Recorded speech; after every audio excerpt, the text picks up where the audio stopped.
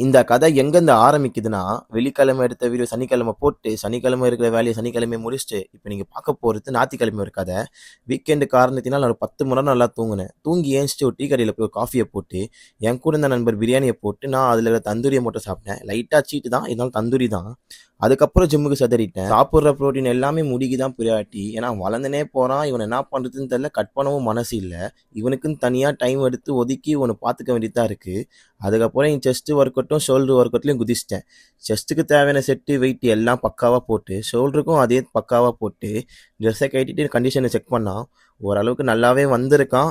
Apps மட்டும்தான் அடிக்கடி ஒரு ஸ்கிப் பண்ணிடுறேன். கார்டியோவும் அடிக்கடி ஸ்கிப் பண்ணிடுறேன். என்ன கதைனே தெரியல. போக போக பார்ப்போம். நல்லாவே கண்டிஷன் இருந்துச்சு. பேக்கு, ஃப்ரண்ட் அண்ட் பைசப் எல்லாத்தையும் செக் பண்ணி பார்த்தேன் இன்னைக்கு. வீட்டுக்கு வந்துட்டு இவனெல்லாம் பார்க்கும்போது மனசுல ஒரு சந்தோஷம்.